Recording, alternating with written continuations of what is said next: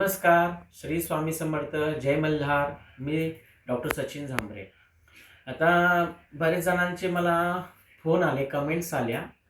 हा व्हिडिओ तो आपण बघितलाच की बाबा खंडोबाची घट मांडणी बघितली, आपण खंडोबाचे घट कसे बसवायचे ते बघितले, शंका समाधान केलं.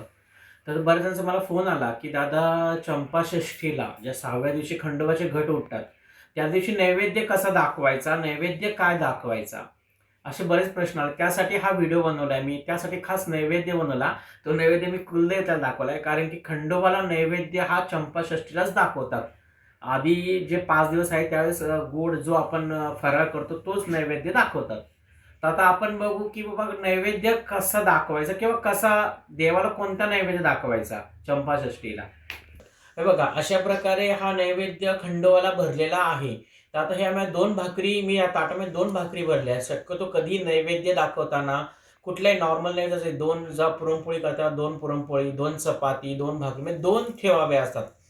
तर ह्या ताटामध्ये मी अशा 2 भाकरी बनवल्या आहेत. ह्या 2 भाकरी, वांग्याचं भरीत, वरण भात आणि हो, कांद्याचे पात. काही काही जण कांद्याचे पात बनवतात, तर कांद्याची पात बनवायची नसते, तर कांद्याची पात ठेवायची असते नैवेद्यावरती.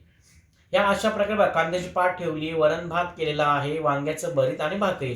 तर हे अशा प्रकारे हा नैवेद्य देवाला खंडोबाला दाखवायचा आहे. आणि शेजारी बघा मी नागदिवे दाखवते, हे लावलेले आहेत. तर खंडोबाचं नैवेद्याबरोबर नागदिवे सुद्धा तिथे देवाला अशा ज्योती लावून ठेवायच्या आहे. असं नैवेद्य खंडोबाला चंपाषष्ठीला दाखवायचं आहे. नागदिवेचा त्याप्रमाणे नागदिवे कसे बनवायचे ते तुम्हाला व्हिडिओमध्ये बघितलेच आहात तुम्ही. मी तो व्हिडिओ बनवला नागदिवे. त्याप्रमाणे हे नागदिवे बनवा. नागदिवे सुद्धा अवश्य बनवायचे असतात. ज्या दिवशी चंपाषष्ठी असते त्या दिवशी ते बाजूच्या भाकरीचेच बनवतात. तर आता बघा, हे बाजूच्या पिठाचे नागदिवे, हा बाजूच्या भाकरीचा नैवेद्य, ह्याला रोडगा वांग्याचं भरीत असा नैवेद्य म्हणतात.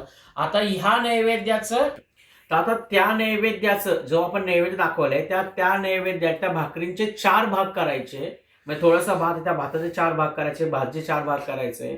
तर नंतर त्या 4 भागांमधला एक भाग जो आहे त्या नैवेद्यामधला तो खंडोबाला अर्पण करायचा आहे. त्यातला एक भाग आहे तो कुत्र्याला, जे श्वान असतं त्याला खायला घालायचा आहे. आणि जो एक भाग आहे तो गायला घालायचा आहे. आणि जो चौथा भाग आहे तो गंगेमध्ये अर्पण करायचा आहे. आणि नंतर जो खंडोबाला आपण तो एक भाग दाखवला तो आपण प्रसाद म्हणून सर्वांनी ग्रहण करायचा आहे.